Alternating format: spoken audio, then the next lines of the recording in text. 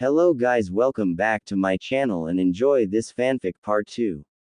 Now let's start the fanfic. Naruto and Hinata were walking down the streets of Konoha. Above them, the moon was shining softly, lighting their path as they walked to the park and the portal it held. They had just exited the impromptu reading session requested by the Hokage and Kakashi, and were now returning home. However, no tiredness was on their faces, no calm or serenity. Their faces had serious expressions, their steps were hurried, almost a run, forcing Gnarl to strain his old knees. The elderly minion never contradicted the overlord, but it didn't stop his breath from coming out in pants. Naruto suddenly stopped, giving the old minion some time to breath. Exchanging a glance with his betrothed, Naruto nodded and made a shadow clone. The original took Hinata in his arms bridal style while the clone picked Gnarl and placed him under his arm. Before the old minion could inquire of the reasons for this, both blondes broke off into a sprint, reaching the portal in no time, and quickly using it, disappearing in a flash of red, leaving the two shadows that followed them to look at the portal in confusion, wondering if they failed to remain undetected. My lord, why hurry this much? We were followed. We were. I felt no disturbance, my lord. No, they were very good, but there were 2 holes in the perv, like the mummy in the council room. Not even an ounce of perversion. It felt so unnatural, said Hinata, finishing his sentence. I felt it too. I perceived such holes in the perv a few times before, but they disappeared so quickly that I never paid it any attention. I think Danzo is the cause for this. He must be dealt with. Such an abomination cannot remain in our village. Agreed. Shall I call for Stench, my lord? Yes. Send him to the throne room, we'll meet him there. Naruto made his way through the castle at a brisk pace, his kimono flowing around his legs. Had the villagers seen him, they would have thought it was a different kid altogether. There was no goofiness, no perverted smile, only seriousness. Finally, he stepped in the throne room and marched to the throne, a simple wooden chair for now, since the last one had been stolen. He sat on it, Hinata sitting in his lap.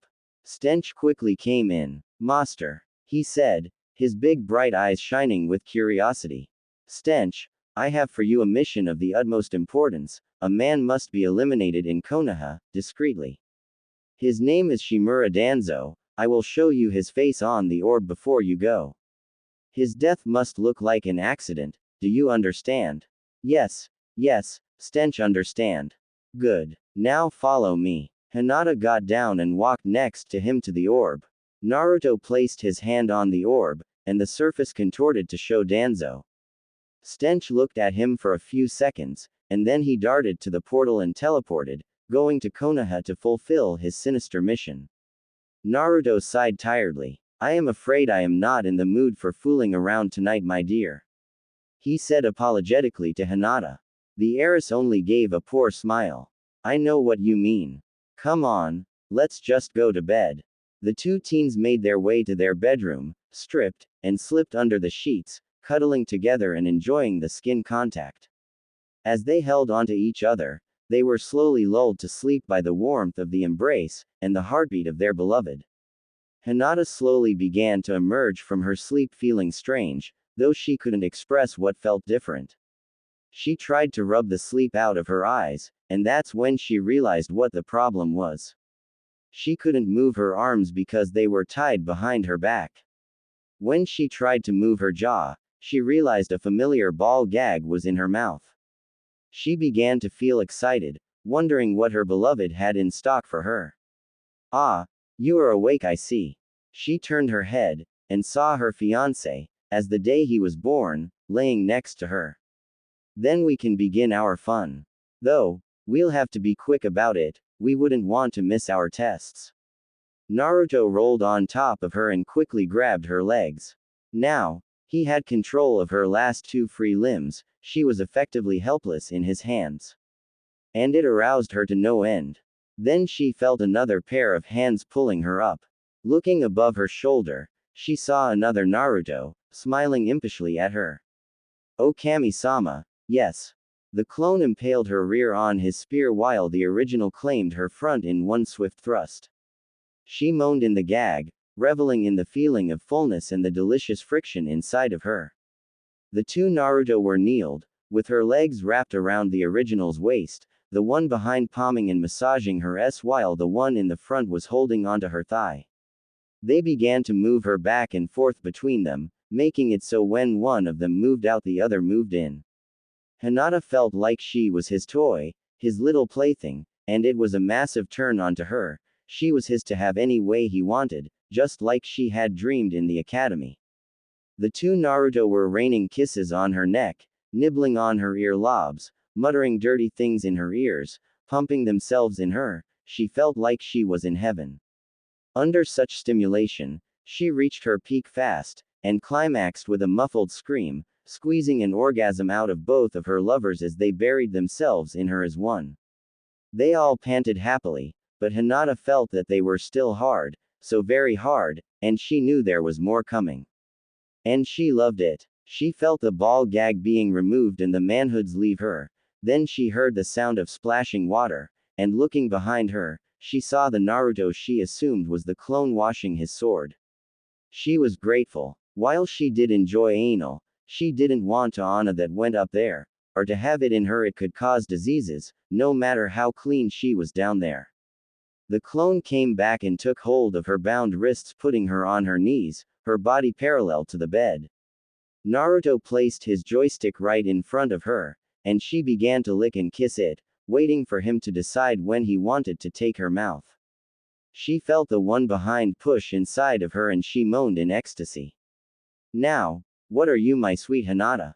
he asked, his voice laced with lust. "I am your pet, Naruto-sama," she answered in a breath. Why wasn't he moving? She was a good pet. Why was she punished? "Yes, my sweet, you are. And you've been a very good pet." The Naruto behind her began to pump himself in her slowly, making Hinata moan in pleasure. "Now, be an even better pet, and earn your reward," the one before her said as he pushed his hips forward. Instantly, Hinata wrapped her lips around the pulsing manhood and began to greedily, moaning with every thrust from the blonde behind her. The two blondes began to pick up their pace, going always faster, and soon they were driving into her with all their might. Hinata had closed her eyes to enjoy it. It was almost everything she always wanted, the man she loved, and that loved her back, dominating her, using her, making her his love toy. If they could just add a harem of sexy girls, it would be perfect. "Ooh, your reward is almost there, my sexy pet," moaned the Naruto at the back, his counterpart at the front moaning his confirmation. Hinata was a very good pet.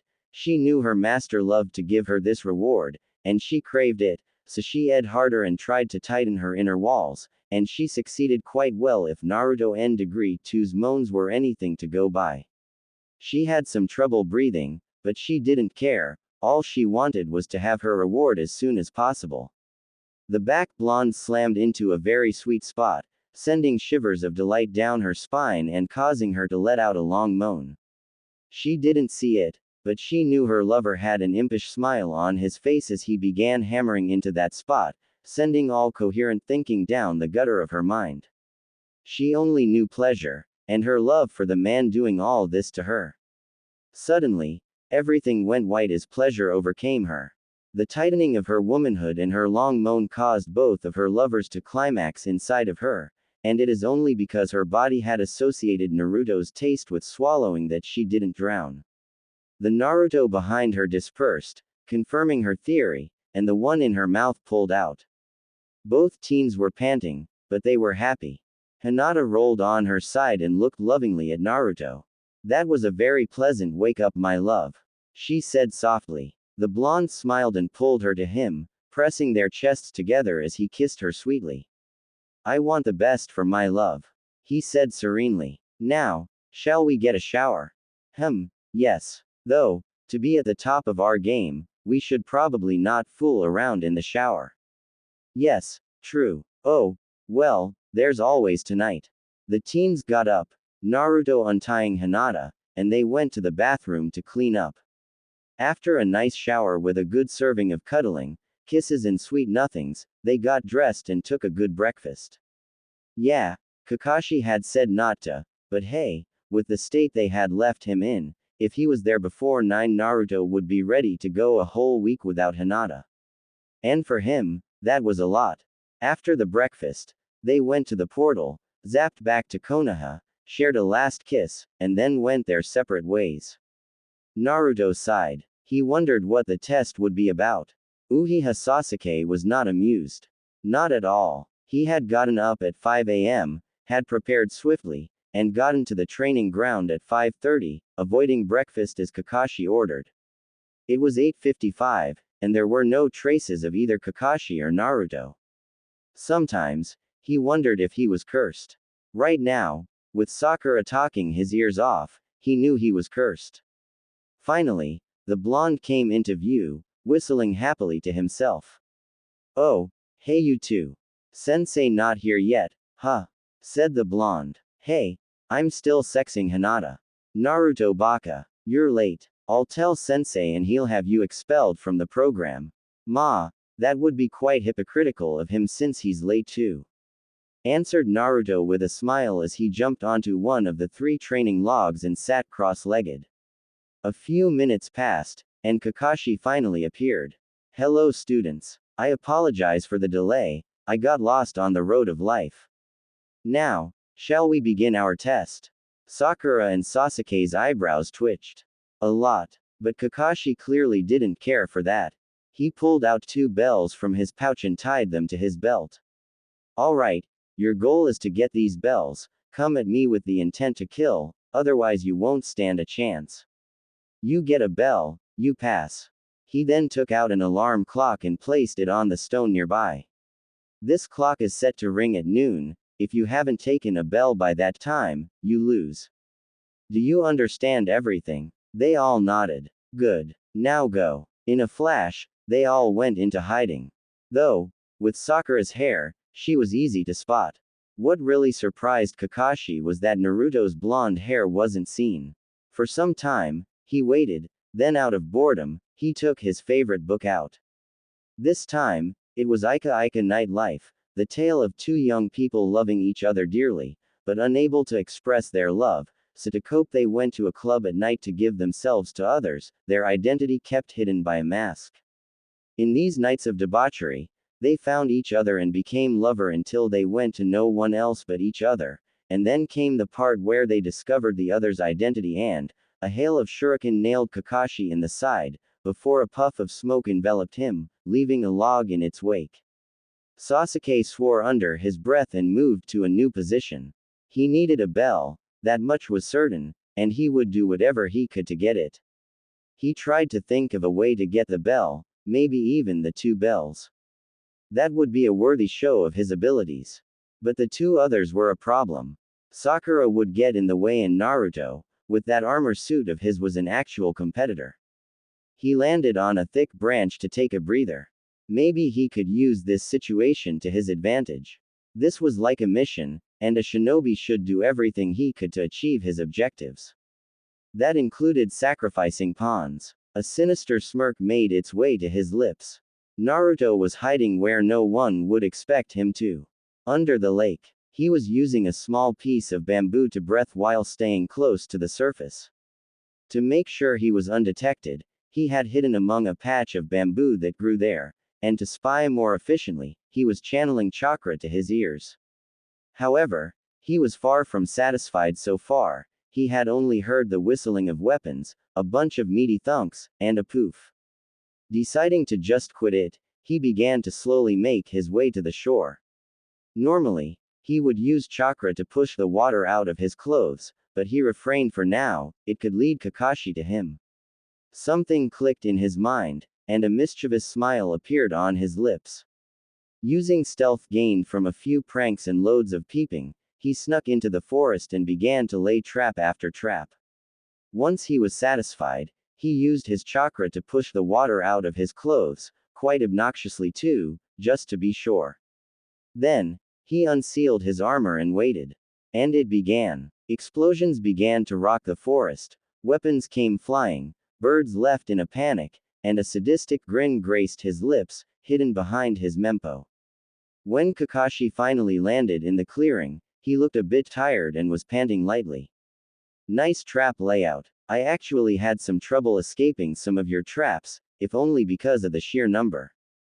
Where did you learn all that? Well, pranking sure does help with trap making. Besides, quantity has a quality of its own. I don't remember who said that, but I do remember he was an asshole. True. Anyway, I guess we should begin this little fight, huh? Said Kakashi as he took his stance. Naruto didn't answer, and simply charged him, sending a pulse of chakra to detonate the two tags behind Kakashi, the shockwave putting the Jonin off balance and stunning him temporarily. However, he hadn't reached his rank simply by reading smut. Kakashi rolled under a punch and sprang up once behind his hopefully soon-to-be student and span in midair, sending his right foot slamming into Naruto's side, sending the teen flying into a tree and hurting his toes like hell. Ow. Full metal plate armor. Interesting, you're way faster than you should be. Ah, the marvels of Fuinjutsu. Answered Naruto as he got up. Now, shall we dance again? Kakashi I smiled. They charged at each other again and engaged in a fight.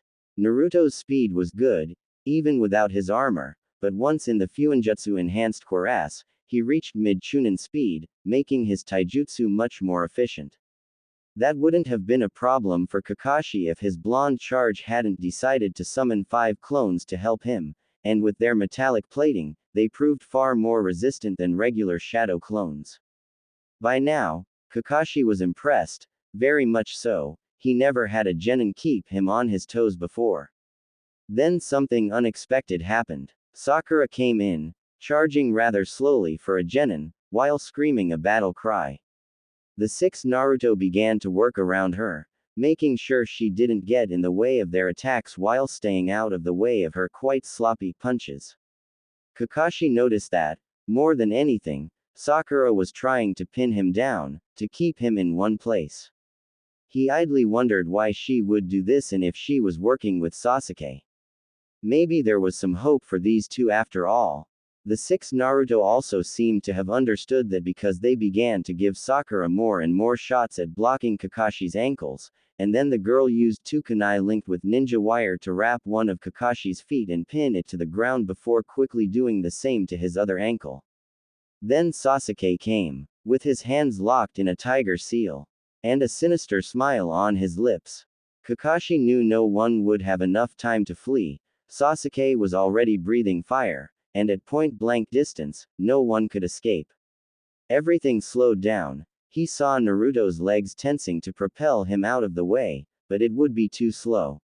2 of his clones were reaching for a kunai to free him, the 3 others moving to form a protective barrier to gain him and Sakura a few more seconds, but it wouldn't be enough. Sakura was gathering some chakra for a kawarimi, a smug smirk on her lips, but she wouldn't have time to escape. Kakashi did the only thing he could think of. His hands blurred, reality came back to normal speed, and he spat a powerful jet of water, extinguishing the fire and nailing the Uchiha in the chest, sending him to the ground and interrupting the technique. Sakura failed to stop her kawarimi in time and puffed on the other side of the clearing, before running to Sasuke, screaming in worry. Naruto breathed in relief, relaxing his legs, while the kunai clones slashed the wires, freeing an irate Kakashi and the 3 others dispersed.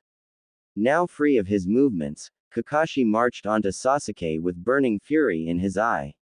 Grabbing the Uchiha by the collar, he hefted him to eye level and glared at him. When Sakura began to scream at him, he gestured to Naruto, and the blonde incapacitated her with a chop to the neck. Now, you little shit, could you please explain why you were trying to kill your teammates? You said to come with the intent to kill, answered Sasuke with a smirk. And sacrifices have to be made. Sensei, what are your instructions?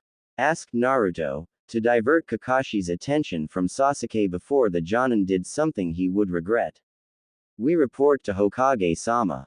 Take Pinky. Naruto did just that and flung Sakura over his shoulder none too gently while Kakashi knocked Sasuke out and flung him over his own shoulder before walking away at a brisk pace. On the way to the tower, A few civilians demanded that Sasuke was released, only to be met with Kakashi's killing intent and threats of a visit to T&I for cooperation with a suspected traitor. That shocked a lot of people. Naruto's armor and Mempo certainly didn't help. When they finally reached the tower, people stopped opposing them. No sane ninja would try to stop an enraged Kakashi. Quickly, they reached the secretary's desk. Kakashi-sama, Naruto-sama, said the man in confusion. Am I to understand you wish to talk to Hokage-sama? Yes, and quickly, said Kakashi, trying to control the anger in his voice with only moderate success. The man hurriedly went to the door of the office, knocked, opened and popped his head inside before saying a few words. When he got his head out, he told them to go inside with a head movement. Kakashi opened the door and stepped inside, throwing Sasuke in front of the Hokage's desk, surprising the old man. While Naruto closed the door, Sarutobi tried to keep his features under control. On one hand he was shocked that Kakashi would do that, on the other hand he was overjoyed to see Sasuke finally getting what he had coming. He noticed Naruto putting Sakura down more gently. Kakashi, may you explain why you acted in such a way? Hokage-sama, this filth tried to kill myself and his teammates. While I did say to come with the intent to kill, his plan was clearly to hold me off using his teammates before unleashing a large-scale fire technique on the group, leaving us with no time to escape. The Hokage took a moment to gather his thoughts. I see. He snapped his fingers. Two Anbu appeared, bowing on one knee. Take these two to T&I. And schedule a council meeting for tomorrow morning. Everyone will want to know, and I'd rather chose the time myself than let them place the meeting at their convenience. The Anbu saluted and disappeared with their prisoners. Sarutobi sighed heavily. He had hoped for a quieter day. Hokage-sama, said Kakashi. No matter what you decide, I refuse to teach these two. However, Naruto proved far more promising, and moved to protect myself and Sakura with his clones, even though it could have led to his death. For this, I think he is qualified to become a shinobi of Konoha and would like to take him on as an apprentice. Sarutobi froze, looking at Kakashi in shock. He slowly nodded. I see. What of Uchiha Sasuke? You know that, due to political reasons, we cannot send him back to the academy or simply expel him from the program. I am aware of this, but I simply refuse to teach this, Stain. Said Kakashi with finality in his voice. Very well, said Sarutobi. I guess I'll have to find a teacher able to scare him enough to keep him in line. Said the old Kage with a sigh. So much work, so little time. With all due respect, Hokage-sama, why not use shadow clones? A moment of silence ensued. Then, in a single moment, Sarutobi's head slammed on the desk, and his three helpers dropped the very heavy piles of paperwork they were carrying. The old Kage suddenly jumped on his desk, showing surprising energy for one his age, and raised his fist at the sky, weeping in anger. Minato, you little brat. That was your secret. Why didn't you tell me? As the Hokage began to bellow insults and curses aimed at his deceased successor, Kakashi signaled Naruto to exit the office. Naruto followed his teacher, wondering why only the Yondaime thought of this. Naruto was walking through the park where his way home was, back in his burnt orange kimono, enjoying the baffled looks of the population around him. He reached the portal and saw Hinata and her teacher coming his way from another direction. He smiled and waved at his fiancée. He still couldn't believe he was that lucky, and she waved back, a happy smile on her face. He admired the way her kimono hugged her developing but still alluring curves while staying modest. It gave her an air of royalty that aroused him to no end. Perhaps it was the need to see such a pure-looking girl indulge in carnal pleasure, or perhaps he just loved her like that. Yes, other girls could arouse him, physically at least, but so far he hadn't met another girl whose sole dreamed image could get him to full mast. But while there was physical attraction, there was also the emotional part. She soothed him, quieted his fears and pains. Her small, almost hesitant smiles always awoke the colony of butterflies that seemed to sleep in his belly. Yes, she was his beloved, and he would do anything to have her by his side. Hinata finally reached him, but after this train of thoughts he felt the need to be tender and loving, so he claimed her lips softly before she could talk. While it was obvious she hadn't expected such a straightforward act, she didn't shy away from the kiss, far from that. She literally melted into his arms, kissing back. They enjoyed a few moments of this most enjoyable activity, feeling each other's love through the kiss, until the clearing of a throat ended the kiss. The two young lovers turned to the direction from which came the sound. Kurenai was looking at them with an embarrassed blush on her face. Could you two please keep that for when you're alone? Oh come on, it was just an innocent kiss. Whined Naruto. Can't I kiss my fiancé? Doing it in public like that is not proper. Because killing people via mind is proper. Don't try to deny it, that's what a genjutsu does. Kurenai, a blush still on her face, grunted. Anyway, Naruto-san, may we talk for a moment? Naruto nodded wearily and followed the crimson-eyed Jonin a bit away, under Hinata's watchful and slightly worried gaze. Once out of earshot, Kurenai turned to Naruto. Beg you pardon, how did you turn a sweet and respectable young lady like Hinata into a complete pervert? I didn't do anything, she was like that before, you just refused to see it. She wasn't like this, I know her. Believe what you will. Just answer this question, are you ashamed of her? If so, maybe you should try to slowly distance yourself from her, because it would hurt her and I don't want that. This being said, I wish you a good evening, said Naruto before bowing slightly and turning to join his fiancée, quickly leading her to the portal and zapping back to Whirlpool. Kurenai remained there for a few moments, thinking about what the young blonde had told her. Was she ashamed of Hinata? No, she simply couldn't bring herself to be. Maybe he was right, perhaps Hinata was like that from the start.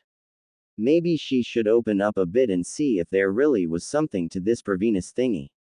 Once on the castle side of the portal, Naruto pulled his beloved to him again, pressing his lips softly and lovingly against hers. Without anyone to interrupt them, Hinata gave into the kiss happily. After a minute or so of lip locking, Naruto pulled back and gazed lovingly into her eyes. She smiled happily, but he could see some curiosity in her eyes. What did I do to deserve that? Just so I know what to do again. Nothing. Chuckle, I just thought about how wonderful you are and, well, I got a bit affectionate. He said with a smile. Well, I really like it, answered his precious heiress, burying her face in the crook of his neck, a blissful smile on her face. They stayed like that for some time before Hinata got her head out of his shoulder and gripped his hands. Then, with a smile, she led him to the dining room. They shared a simple meal, talking about their days. Hinata wanted nothing more than to maim the Uchiha for his stunt, but Naruto calmed her enough that she let it go. For now, Hinata's day had been far less exciting. They had been subjected to a tracking test, one they couldn't pass without working together, and with Shino around it was quickly exposed, resulting in the team passing almost effortlessly. Once the dinner was done, Naruto grasped Hinata's hand and led her to their bedroom. Both knew what was coming, and both craved it. The physical and emotional completeness that came with this act of love and lust was so beautiful, so perfect, they simply couldn't have enough of it. Though, Hinata wondered in which way her lover would take her. Would it be hard and fast, soft and loving, or maybe kinky?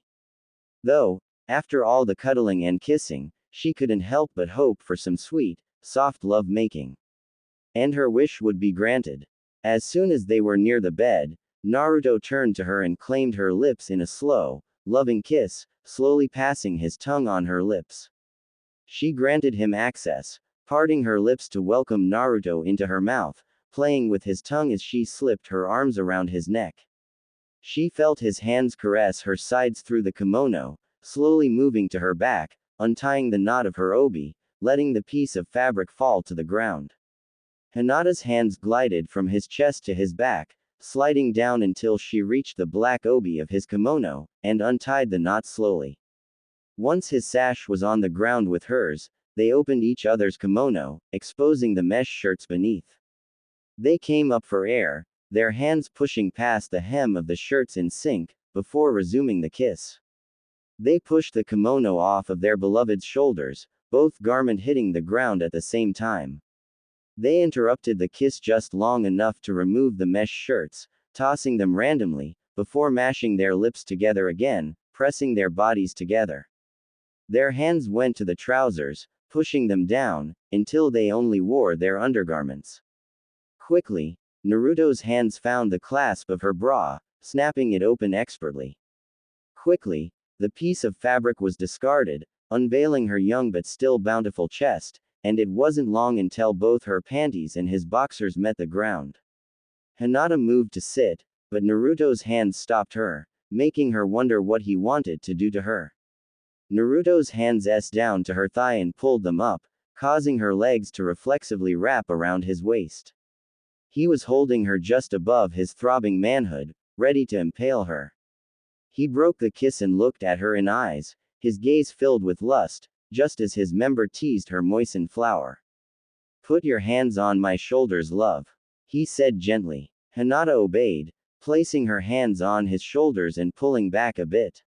She had to admit that she had a nice view of his taut chest. Then, he impaled her. She moaned in delight as he felt him enter her so easily and so deeply. Slowly, he began to move her up and down his shaft, picking up speed until he was at a rhythm they both liked. "Do you like it, love?" he asked between two pants. Hinata looked at him through the haze of pleasure, and nodded, smiling widely at the delicious sensation coursing through her. "Good. This position, pants, is called ascent to desire. Pant, I found it in an old book pant called the Kama Sutra. Pant, I think I'll pant use a few others pant positions from this book." The prospect of enjoying more of those delicious positions made Hinata buck her hips, joining the rhythm. As the delicious friction increased, so did the pleasure, and their moans, and soon the room was filled with the scent of arousal and lovemaking.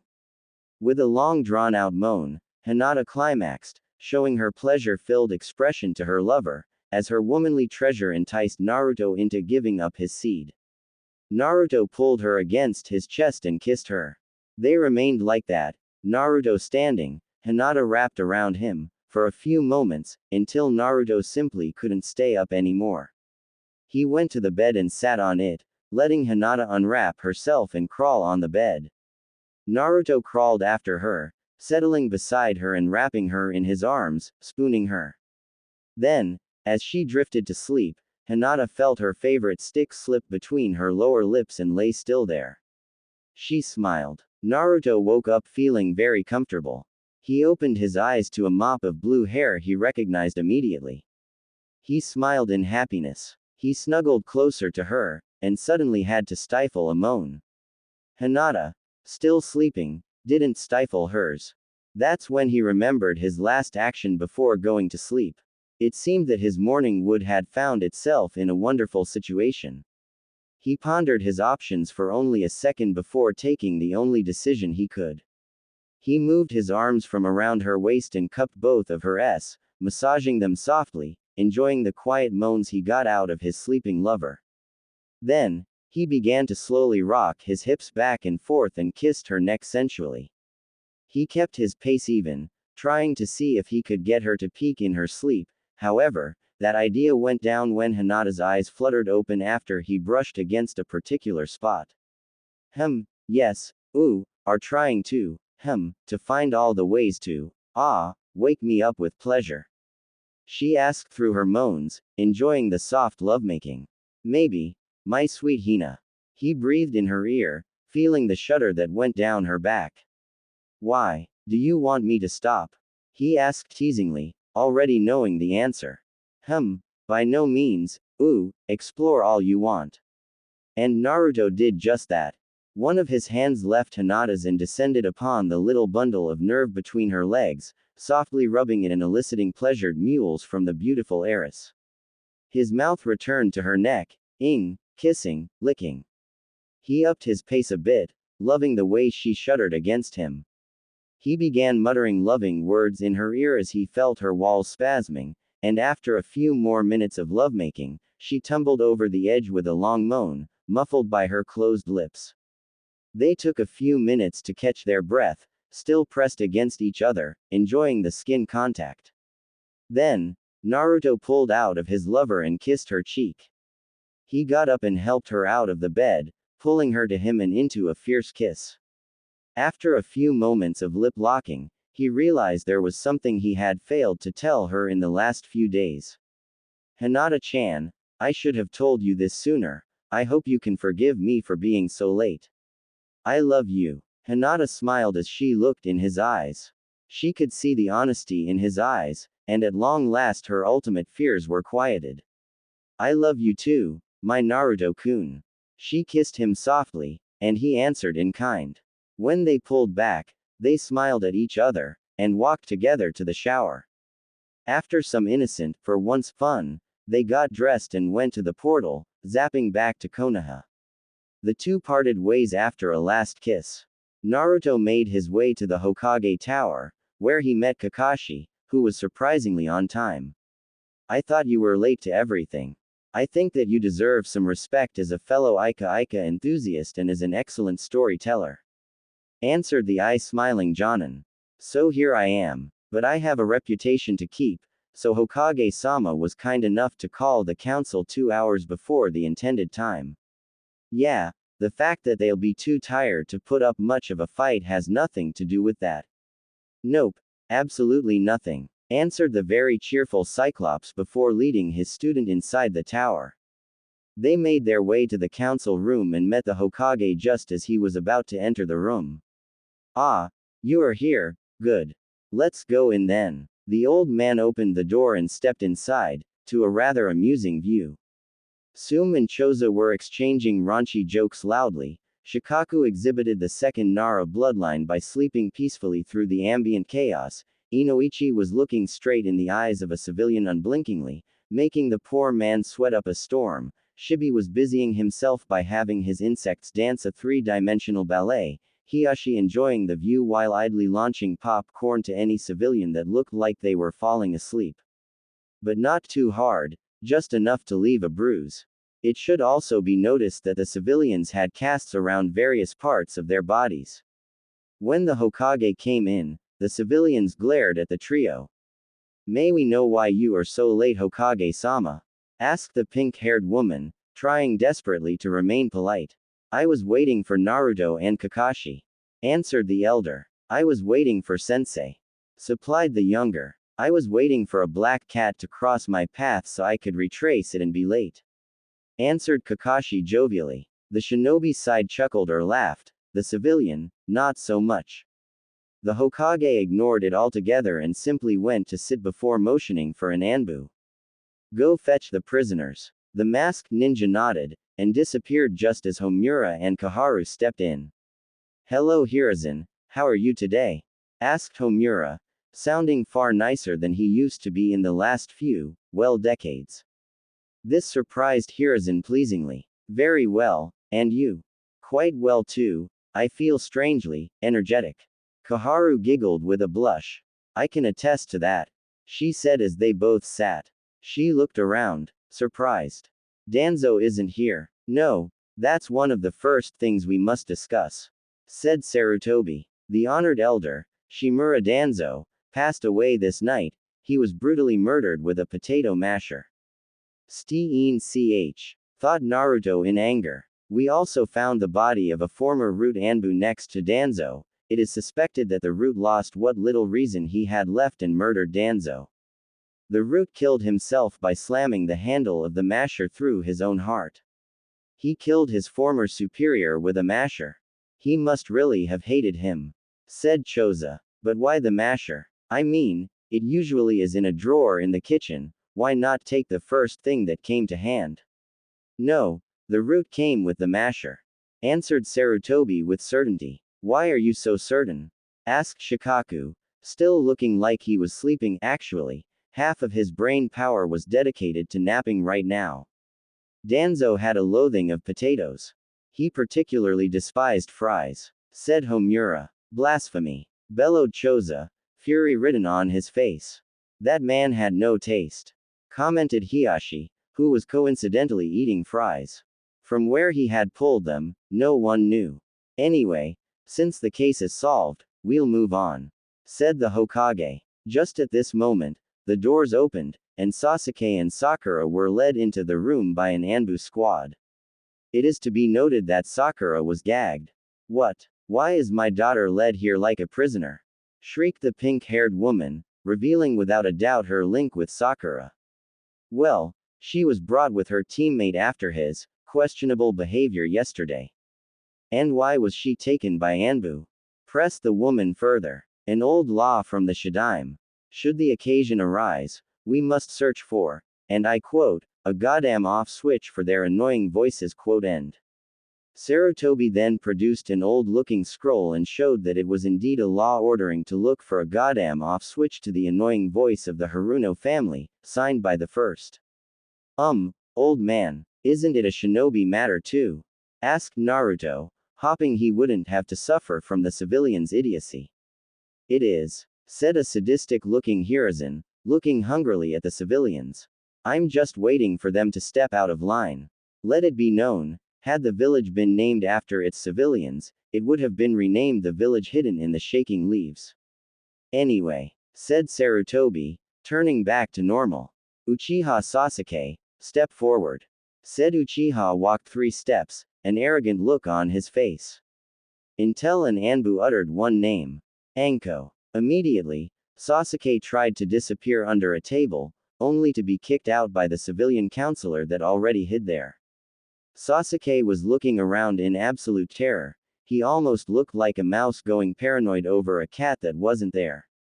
It amused Sarutobi greatly. Sasuke, look at me, he ordered, and the Uchiha managed to regain some composure. Now, explain your actions. I did what I could to ensure the success of the mission. I was facing a superior opponent. The only way I could win was by using every tool I had to my advantage.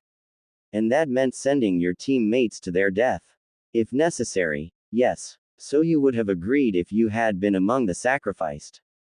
Asked Sarutobi. Sasuke looked at him like he was stupid.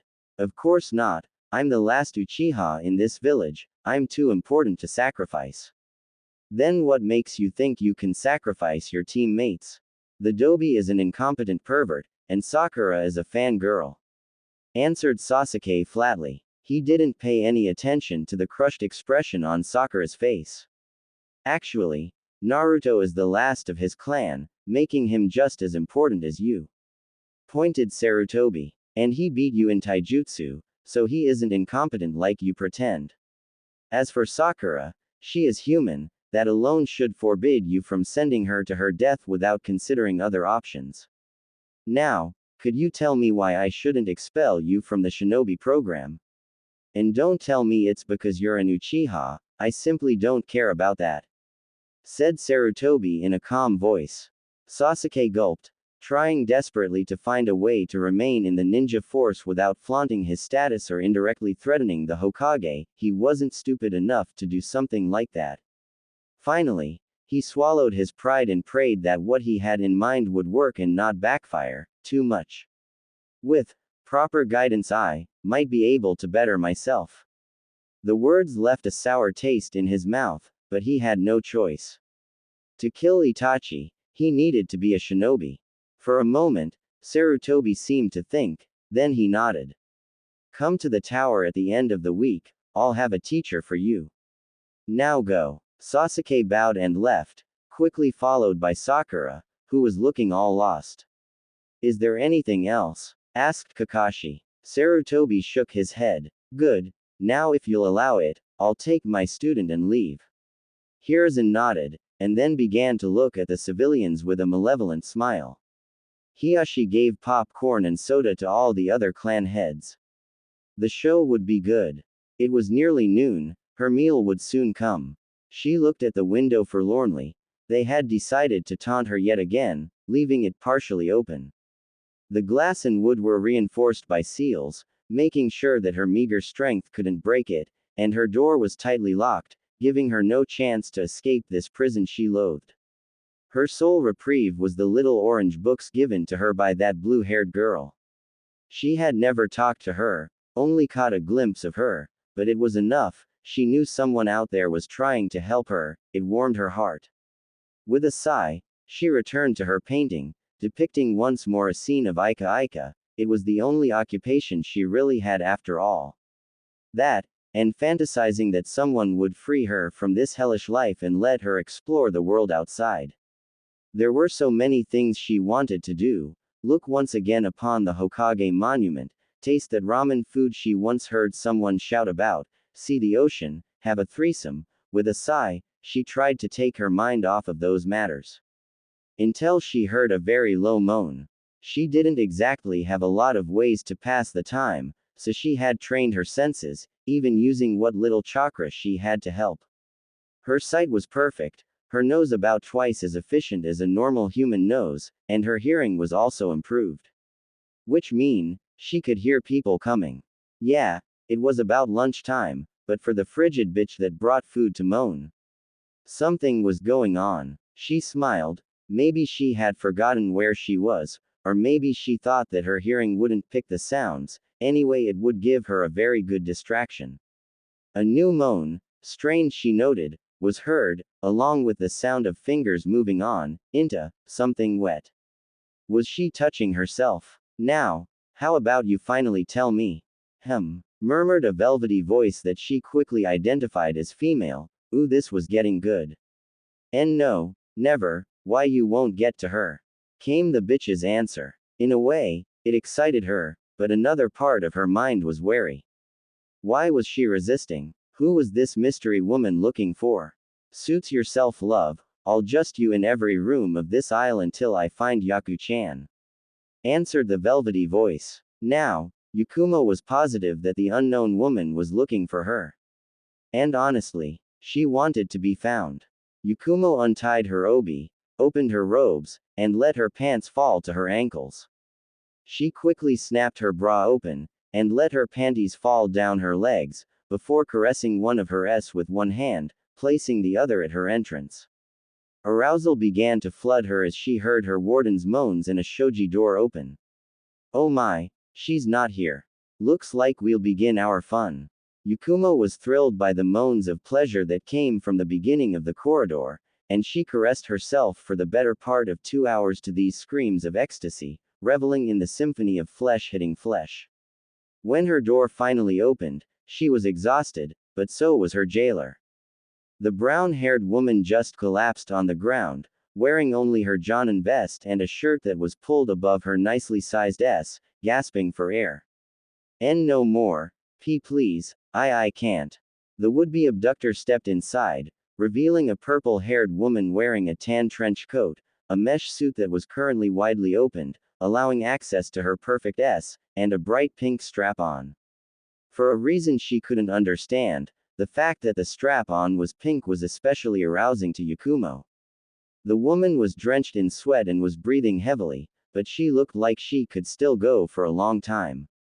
She quickly located Yakumo due to her panting, and smiled widely when she saw the brown-haired heiress, still mostly. Well, looks like I finally found you, Yaku-chan. I had a little talk with your uncle. I don't think he'll walk straight for a few weeks, and I'm positive he now has a phobia of snakes. The implications only made Yakumo smile widely. Now come on, we got a few years of training to make up for, and a few things to explain. Yakumo nodded, happy that she could finally leave this place, and managed to get to her feet, swaying a bit. The woman helped her get all of her things while fondling her a bit from time to time, just for the fun of it. Not that Yakumo protested, instead she was quite grateful and enjoyed it a lot, making it known vocally. Once everything was gathered, Yakumo made herself presentable and followed the woman that was now officially one of her 2 favorite persons on this earth, the other being her blue-haired benefactor. She was quite surprised to see that her savior didn't bother with either closing her fishnet suite or removing the strap-on, but when Unkai tried to stop them, it proved to be very entertaining, especially when he shrieked like a little girl and fled as fast as his limping would allow when her hopefully future teacher stroked the piece of pink plastic. When they exited the compound, the woman simply placed a hand on her shoulder and shunshined them both to an unknown but quite large apartment. Make yourself comfortable, sweetie. This is the living room. The kitchen's obviously on the other side of the counter. First door on the right is the bathroom, second is the dungeon, third is my room. On the left, first door is the training room for light things, like lifting some weight or such. Second room is my little library. You'll have a shelf for yourself, though I think we got a lot of books in common, and last door is your new room. She said, casually removing her clothing until she was simply in the. Yakumo looked at her in wonder. She felt her heart beating faster, both because she liked what she saw and because of hope. I don't have to be always clothed. She asked shakily, hoping against hope that she could finally attain the ultimate level of comfort, in her opinion, that was ness without someone ordering her instantly to put some clothes on. Nope. Being fun, answered her savior with a wide smile. Yakumo smiled as widely as she could. She already loved this person, even if she didn't know their name. Alright, kiddo. Go put your stuff in your room, we'll talk after that, K. Yakumo nodded and quickly went to her room, throwing her stuff on the bed and quickly hopping out of her clothing before rushing back into the living room, finding her host sensually sprawled out on the couch. Yakumo happily sat on one of the love seats, enjoying the contact of the soft fabric against her skin. Then she remembered that she hadn't had time to clean herself and prepared to get up before she stained the fabric. However, her host seemed to have guessed what she thought. Don't worry, they're all cum-proof.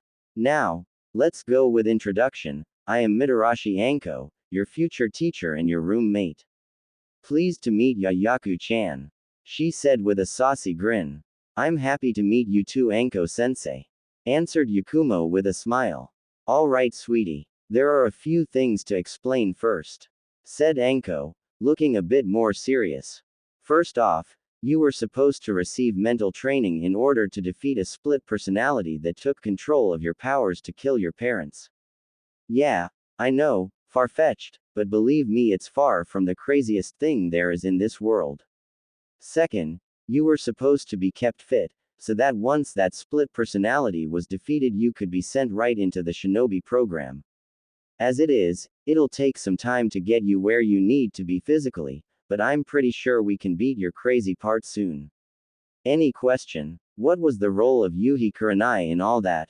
Asked Yakumo. Kur-chan chickened out and has been beating herself up on that for quite some time now. Last time we got wasted, she was crying 'cause she let poor Yaku-chan all alone. Though, you'll excuse me if I don't regret it, she can get so wild when she's drunk. Said Anko lustily, before pouting. Why'd I only get her when she's drunk? So, she just took the coward's way out. Harsh way to put it, but yeah. It's kinda ironic. She's a pro of genjutsu, yet she falls to illusions she created herself. She even believes her little Hyuga protege isn't a pervert. Yakumo felt a pang of hurt and jealousy. Had she been replaced so easily? She breathed deeply to calm herself. She'd have the occasion to settle things down between her and her former sensei. Her train of thoughts was interrupted when Anko spoke again. Though, in her defense, she tried to convince the old man to put you on her team, and she immediately recommended you when she heard a room for another genin had opened. See, she's not that bad, said the purple-haired woman with a smile. This revelation calmed Yakumo and warmed her heart. At least, her old sensei hadn't forsaken her. Now, said Anko, once again cutting into her thoughts. Let's see if you can beat that crazy half of yours, K. Yakumo nodded and began meditating, hoping she'd find a way to the recess of her mind to confront the creature that lurked there. It had to be there, Anko-sensei said so, and she trusted her wholly. Yakumo opened her eyes in frustration. Nothing seemed to have changed. Then she was tackled to the strangely comfortable ground, a pair of lips slamming against hers. The person pulled back and revealed, to her shock, an almost perfect clone of herself with brown skin, equally, and looking horny as hell. Please Yakumo-chan, I'll do anything, just, please take me. The brown look-alike stuttered in need. Yakumo was stunned for a moment, then she smiled. With her hand, she cupped the look-alike's cheek. What's your name? Ito. She answered hesitantly. Anko-sensei told me you used our powers to kill mom and dad. Is this true? She asked softly. Ito bowed her head in shame. Why yes. I'm so sorry, I was so stupid. She began to cry. I'm so sorry, please don't hate me. She whimpered. Yakumo remained calm, digesting it all. In a way, she was guilty, Ito was a part of herself. She stroked her cheek lovingly. It's okay, she said, making Ito brighten. But I'll have to punish you, you realize that? Ito nodded, she knew it would come to this. Good girl, now please me, said Yakumo with a smile. Immediately, Ito dived for her chest, licking an ing, causing Yakumo to moan in appreciation. Ito caressed the mounds for a few moments before kissing her way down Yakumo's body until she reached the pulsating womanhood of her double, giving it a tentative lick, making the main personality moan in pleasure. Emboldened by the positive answer, Ito dived into Yakumo's womanhood, licking dutifully, inserting her tongue in the moist crevice, her hands flying to the chest of the moaning girl and kneading the growing mounds. Yakumo wasn't used to this kind of ministration, so she reached her peak quite quickly, moaning out in satisfaction. She took some time to gather her breath, then sat upright and looked at Ito, who was looking at her nervously and hopefully. Yakumo smiled before pulling her into a kiss. Good girl, she said, but you'll have to obey me, alright? Yes, Yakumo-sama, said the darker of the two submissively. Yakumo smiled in satisfaction and concentrated on the outside world, quickly coming back in control of her body only to find herself sprawled on her seat, Anko's head between her legs, the very pleasurable afterglow of orgasm still flowing through her veins. Now she understood why she lasted such a small time. Sensei. She moaned as Akko gave another lick, causing the purple-haired woman to look up. Ah, back already. You looked like you had fun, so I decided to join in. She said with a cheeky smile.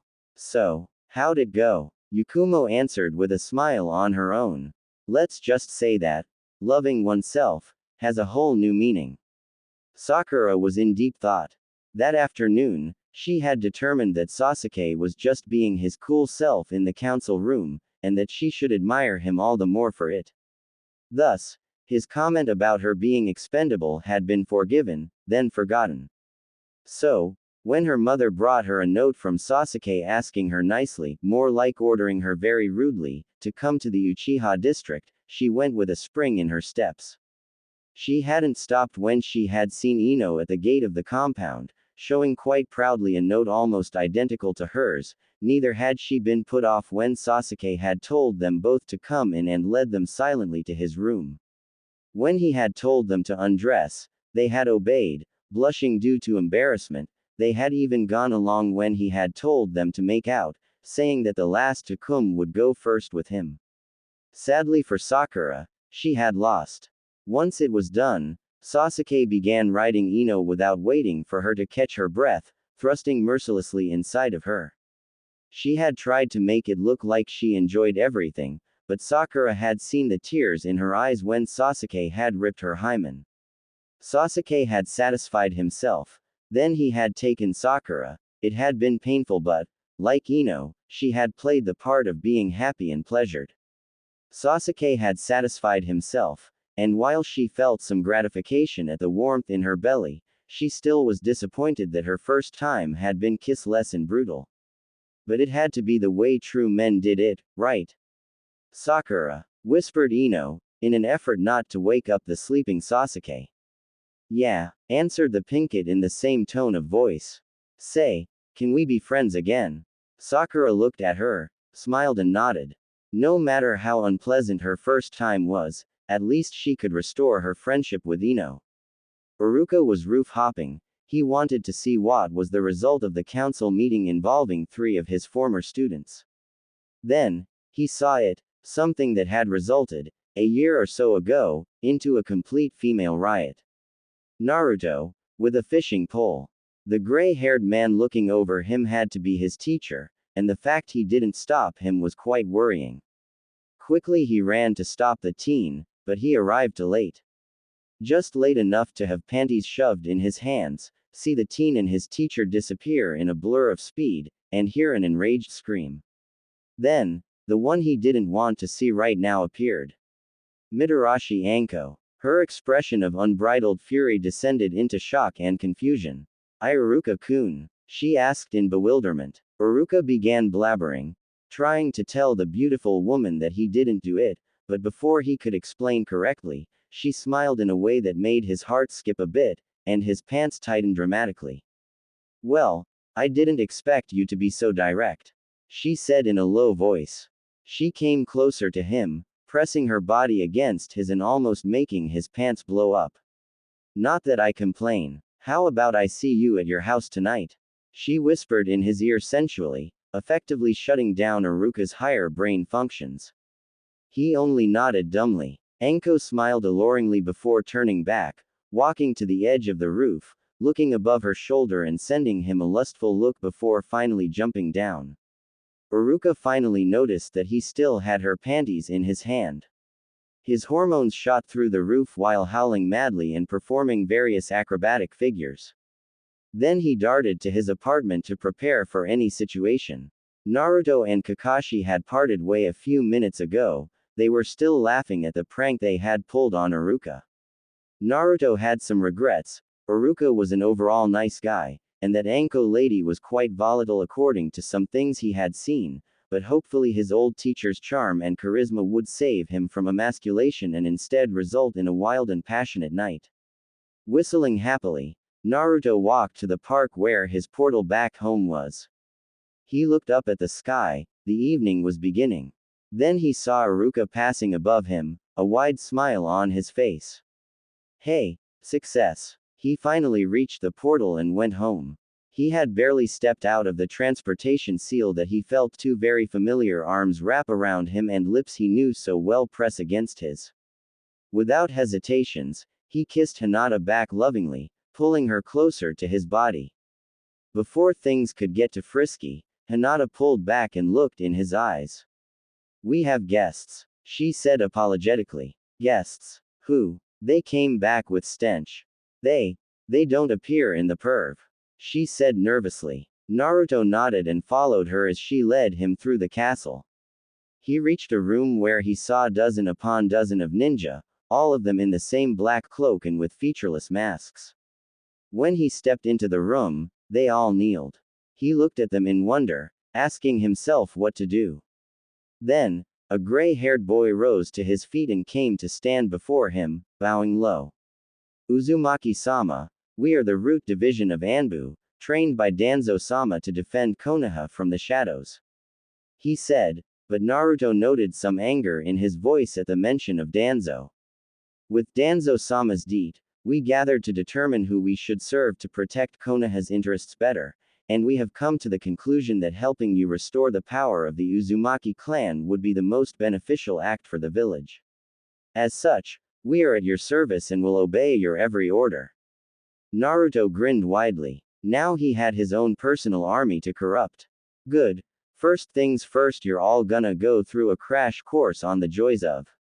That caused many to look at him in surprise, and the boy in front of him to grin widely in excitement and anticipation.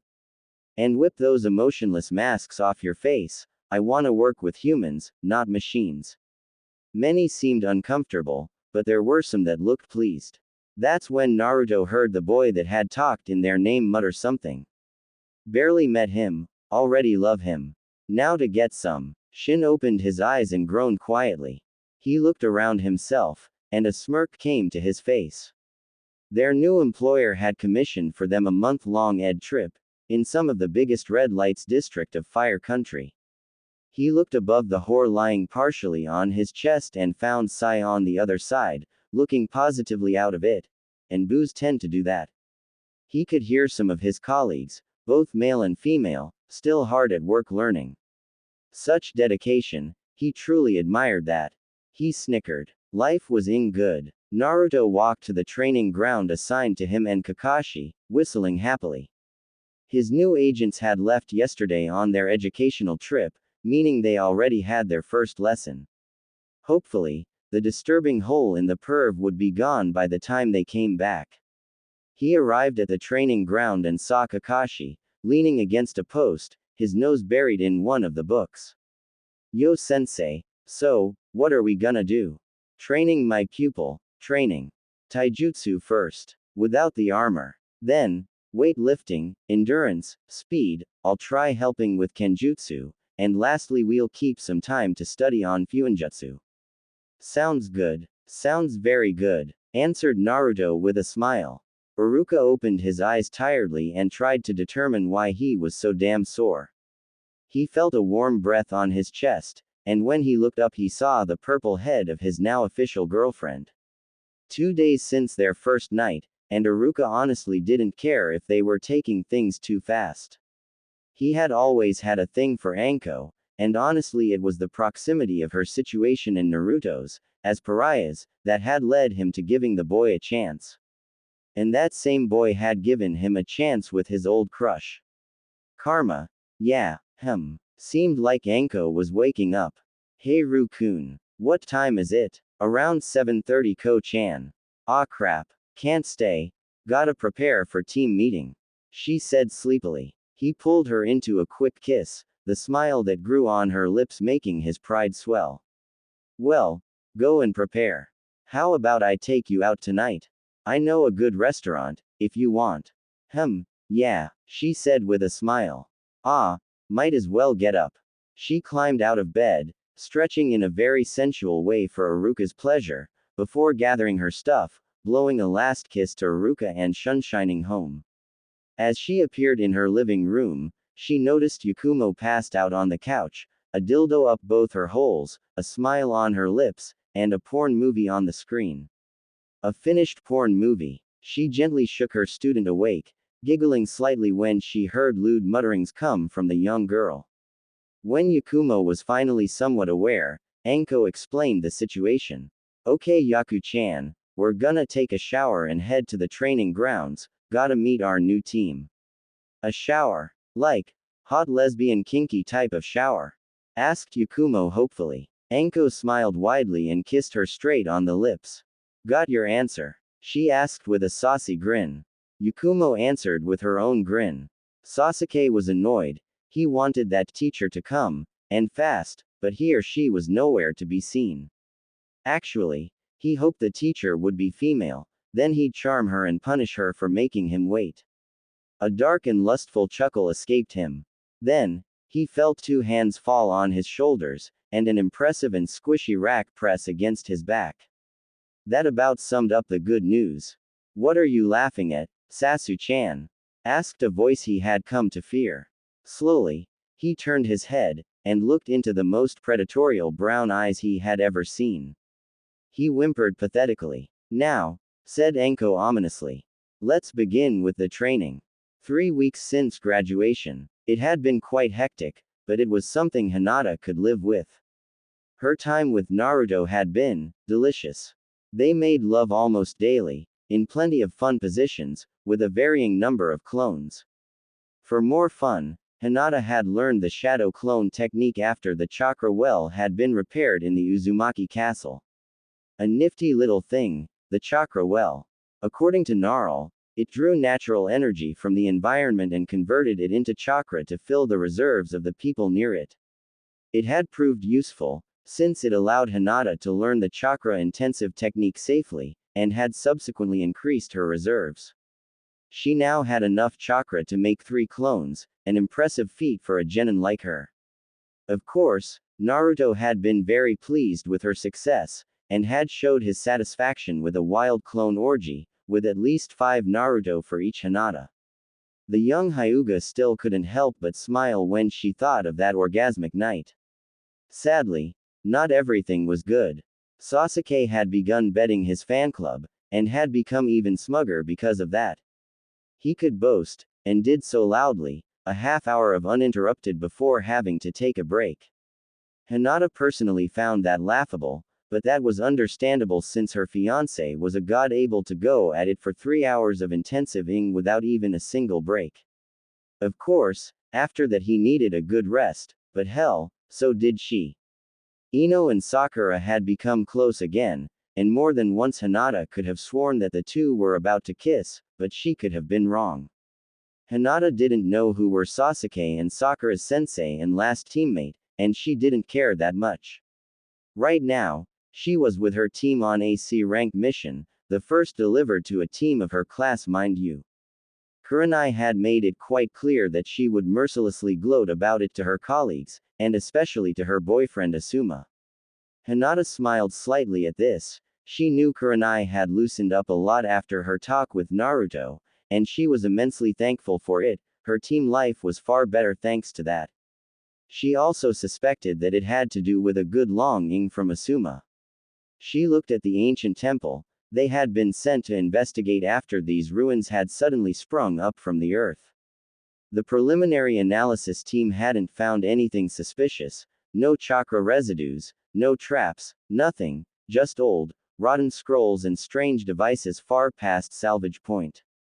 The reason her team had been sent was because it would give them some experience, kind of like a training trip to prepare for future missions. A low C class, but a C class nonetheless.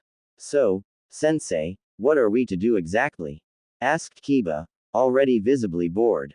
Write down what we can make of the sculptures, see if we can salvage anything that could bring any useful information about the place, try to determine what cult the temple is linked to, and of course search for any secret passage leading to any supposedly cursed goodies we could sell to obsessed collectors. The village is sending us to find cursed goodies to sell.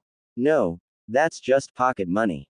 I like the sound of that, said the Inuzuka with a greedy smile. Say Hinata, could you use your Byakugan to find anything shiny? On it, answered the Hyuga pleasantly. She honestly didn't need it. Her family was filthy rich, and so was her fiancé thanks to the vault full of gold bars they had found in the castle, but she liked the thrill. Then she frowned. Something is blocking off my Byakugan. Looks like the stone has some energy coursing through it that blocks my eyes. She deactivated her dojutsu and looked at her team. Kurenai didn't look pleased, and not just because she wouldn't get her millennia-old earrings easily. I see. Kiba, any new smell coming from the temple? Nah, only the first recon team. Nothing else. Oh, wait. There's a squirrel. I'd say on the first floor. First turn on the right after leaving the stairs. You can honestly say that with just a quick whiff? Asked Kurenai, surprised. You'd be surprised by the Inuzuka training. Answered Kiba dismissively. Anyway, nothing human or chakra using. Just dust, filth, old bones and the occasional rodent and insect. I think there's an ant colony in the south wall. Interesting. I shall try to communicate with it. Why? Because the colony's memory might be old enough to tell us more about the place. Interjected Shino. You're the specialist man, answered Kiba. He had stopped jumping about 2 weeks ago. They made their way inside, and immediately, Hinata felt a familiar energy in the place. This place may have been linked to a fertility cult. The good kind. What makes you say that? And what do you mean by the good kind? Asked Kiba. I'm talking about the kind where sacrificing a virgin meant ing them senseless on an altar while the rest of the cult was having an orgy before each member had a turn with the former virgin. The perv is strong in this place, but there is another energy with it, different, yet the same, it's hard to explain. Hinata looked at her team, and smiled. Kurenai was slightly aroused by the mental images she had conjured, Kiba had a killer boner, and Shino was blushing. Hinata, how could you deduce the cult's practices? Asked Kurenai. I didn't, it was a wild guess. There could be several explanations. Such as? Asked Shino hesitantly. Well, it could be the harem of a particularly vigorous dynasty, an old sacred gathering of perverted shamans, even a monastery of monks and nuns intent on reaching illumination through pleasure. Who knows? What I can say is that there was muching done here, and for a very long time. Hinata made her way to a wall and brushed the dust and cobwebs, revealing a bas-relief showing a man having his head by a buxom woman, another such woman kissing him and yet another kissing his neck. See, was involved. Interesting. Hinata, look at all the sculptures and try to determine exactly what this temple was about. Shino, go see that colony and see what it can tell you. Kiba, you're with me, we're building camp. After that, we'll go through the clatter around the temple, hopefully we'll get some shiny goodies the previous team missed. They all began their assigned task, and Hinata was more and more fascinated. From what she could gather, this used to be a stronghold belonging to an order of very active warrior monks and nuns, and according to the frescoes, harems were not uncommon in the order. These monks apparently had been among the followers of the Sage of Six Path, bringing down many enemies and fending off invaders from overseas while the sage took down the Jubi. A few low reliefs even showed some of the female members of the order leading minions to battle, indicating that the Uzumaki harem tradition predated the clan. On a wall a bit later, she saw a representation showing a meeting between the warrior monks, dressed in large robes, and a massive man in full armor, minions and samurai behind him. The symbol of the spiral was clearly seen on the samurai. The next bas-relief showed them celebrating with a feast, then an orgy. Obviously the order was an old ally of the Uzumaki. That was when things took a turn for the worse. The sculptures gradually became rougher, less detailed, as if the adepts of the temple hadn't had enough time to make them as detailed as the previous. They depicted the rise of a man from the monks' ranks, his eyes bearing the pattern of the Sharingan. The man began turning men and women to his side, waging war against the original order for reasons that weren't inscribed. The monks of the order were shown, fighting the renegades and the Uchiha clan next to the Senju, but at each new battle shown, the numbers of the Senju and monks fell, until only remained a few monks with their strange swords, and a handful of Senju. The next low relief showed the Uchiha army, facing off against the remains of the Senju and monks, with the shadow of an overlord watching over the field, his face hidden under a mempo depicting a snarling boar. The last battle was detailed in several scenes, showing the charge of the Uchiha army, the sudden appearance of the minions in Uzumaki, the way the Uchiha crashed against the lines of the Sons of Whirlpool, the overlord using techniques to bend the earth and air to his will, calling down lightning and fire upon the bearers of the fan, enraging the nearby river and making it flood the land, seizing the Uchiha and their followers. The overlord reached the Uchiha renegade monk and broke his spine, snapping the man in half like a mere twig, crushing the Uchiha army. The next scene showed the battlefield, ravaged and covered in bodies. The scene was more detailed than the previous ones and most importantly, was carved on a larger wall, giving it an incredible impact. On the field of battle, countless bodies lay broken, and Hinata could almost make out the face of each dead among the countless crushed minions. Many bore the attire of the Uchiha warriors, some were Uzumaki warriors, and some more were Senju fighters. The monks shown in the previous scenes, so few that they were individualized, laid strew across the battlefield, broken. Hinata felt her heart clench, identifying each of them, the tall man with a smile, the short woman with long hair, the thin bearded man, and in the middle of this sea of corpse, a single monk was prostrated, the overlord standing behind him, his hand on his shoulder. The next scene showed the survivor, old and broken, burying his brothers and sisters. Hinata looked at the base of the wall, and saw a single human skeleton laying there. Propped against the wall, it looked so lonely, despair radiated from the old, long decayed body, but also a faint trace of hope. Respectfully, she kneeled next to the dried bones and spoke softly. "Don't worry, monk-san. You will be buried with your brothers and sisters. Maybe we can even bring your order back if we find enough salvageable scrolls. You certainly look like honorable persons, and I'm sure Naruto-kun would help. He's the last Uzumaki, you know." Of course, the dead didn't answer, but the aura of despair seemed to fade, and be replaced by contentment. Maybe she was imagining things. Quietly, she gathered the bones, and prepared to take the corpse outside for burial. Kiba sighed happily. The tents were pitched, there was firewood for the night, the river was located, and he had managed to catch a few rabbits for lunch and dinner. Hell, he had even managed to find a few berry bushes and aromatic herbs. And because it was better when camp smelled nice, he had taken a few wild flowers and tied them to the top of each tent. They were out in the sun, but with the trees and walls nearby, the wind didn't reach camp, meaning the flowers would emit their smell and it would accumulate here until they had a nice background flowery smell to their camp. Perfect if you asked him. It felt homey. Kurenai was looking around the place, visibly satisfied. The mission was supposed to last a whole month. They were in safe territory, well settled, and in a place notorious for its nice weather and reasonable temperatures. That meant she could sunbath between training sessions and search expeditions in the temple. Maybe she could even get the boys away while she and Hinata did some sunbathing. No doubt both of their men would like the results. Kiba's initiative to place flowers in the camp had been a nice surprise. It would make their stay all the more enjoyable. Her train of thoughts was broken when she saw Hinata leaving the temple with a bag of what seemed to be bones. Hinata, these are the remains of the last occupant of the temple. Please help me, I wish to bury him.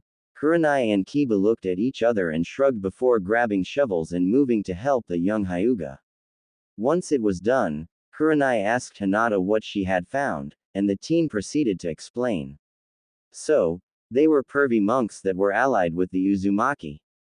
It seems so, answered Hinata. And they died off after battling the Uchiha?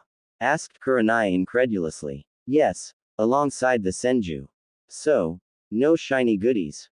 Asked Kurenai depressively. Quite the opposite. The order was rich and I think I know where we can get some interesting goodies. Yes, shouted Kurenai and Kiba, promptly following the exclamation with a high five. Shino was fascinated. The ant colony was century-olds, and had developed a collective consciousness, much like the Aburame hives. He could actually hold a complete conversation with the ants' colony through pheromones. Though it remained highly practical, the colony was also very helpful when it came to information on the temple. It had established itself there when the temple was still occupied by humans, and could report a high concentration of pheromones for most of the period the temple was inhabited. Then, a period of aggressivity, then abandonment of the temple, before a single person came back and died. Interesting. But also quite depressing. Mostly because the only one Shino could actually have a conversation with was an older that shit ant colony. With a sigh, Shino got to his feet. Then, he felt something on his shoulders, like a weight that only bore on his mind, but that his flesh could feel. I was waiting for you. Kasuo had a shitty life, plain and simple. He was a low-ranking chunin in the Mist Village, and had been assigned a task worse than guard duty at the gate, guard duty at a small warehouse that hadn't seen action in ever. Even during the Civil War no one had even thought to consider the possibility of involving even remotely the warehouse. With a heavy sigh, he wondered what deity hated him. His opinion, however, changed when he noticed the form of a very lightly clothed woman coming closer. Please, help me. She said, shivering under the rain. My husband threw me out in my nightclothes. I'm sea cold. Kasuo was a gentleman of course, so he quickly stepped aside and allowed her in the small, but heated, room where he did his jobs. The woman smiled gratefully at him, quickly stepping inside. Are you alright? Asked Kasuo, quickly preparing a mug of coffee for her. I don't know. She mumbled, still shivering. Thankfully, they were in the warm rain season, the clouds passed above an active volcano that warmed the water, so the risks of becoming ill were small. I don't know where to go. She mumbled sadly. He's been cheating on me. She said, tears coming to her eyes. She began crying. Kasuo sat her on a chair, sitting next to her and wrapping his arms around her, blessing the fact he had always been good when it came to social interactions. There, calm down. I'm friend with a good lawyer. If you want, tomorrow, after we buy you some new clothes, we can go see him. And don't worry about a place to stay, you can stay with me, I have a guest room in my apartment. Really? But, why? We barely met. We don't even know each other's name, said the woman in bewilderment. She had thought the man would take advantage of her, and instead here he was, being helpful, charming, and an overall nice guy. Well, let's change that, said Kasuo with a smile. My name is Mishi Kasuo. He extended his hand, and she tentatively took it. Moto Kasumi. Slowly, she began to lean forward, and felt happy he didn't move. She placed her lips upon his, and felt a connection. Maybe he was the one. Shin lowered his binoculars, and bumped fist with sigh. The plan was a success. Operation Get Two Sad People Laid was an utter success. It hadn't been hard to manipulate a few events to reach this result, and a compatibility test established by one of their member had shown these two had a 95% chance to find happiness. Considering Kasuo's shirt had just traveled from one end of the room to the other, it seemed accurate enough. He looked at the infiltration team, and saw them casually leaving the warehouse, like it was normal to leave an official building while carrying a minion hive. The infiltration team calmly made their way to their position, placing the hive on the temporary portal. It disappeared in a flash of red, and one by one, the men and women of the squad stepped on the platform, following the hive. Shin was the last to go, and before stepping upon the rune-engraved stone, he looked one last time at the warehouse, and smiled at the sounds of passion he could faintly hear. Good luck you two. And good too. Torun was a proud member of the Aburame clan, but also a root agent. And though he was surprised with his new leader's methods, he could hardly complain. He certainly had a lot of fun. He looked at his friend, Yamanaka Fu, and nodded. The operation was launched. Everywhere throughout Kumo, bombs detonated, liberating clouds of confetti that fell on the streets. A complete army of hookers swarmed the streets, courtesy of a happy and stupidly rich client of Kumo. Many would get lucky on this day. Using the confusion, the root agents sneaked to the warehouses and quickly evacuated both of the hives that were in the possession of Kumo, taking a few more goodies from Uzushio with them too. Then, they smiled to each other, and joined the giant orgy that was taking place in the streets. After a perfected executed mission, they could have a lot of fun, right? Poor Rakage would suffer greatly from the headaches this surprise event caused. Hitsumi sighed. She had to be picked for the most ungrateful work. She led her squad through the ruins of Yugakure.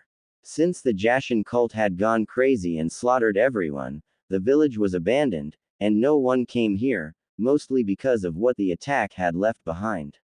Lazily, she threw a kunai that nailed one of the deformed creatures through its still mostly human forehead, ending it. Reports of these things' strength were greatly exaggerated.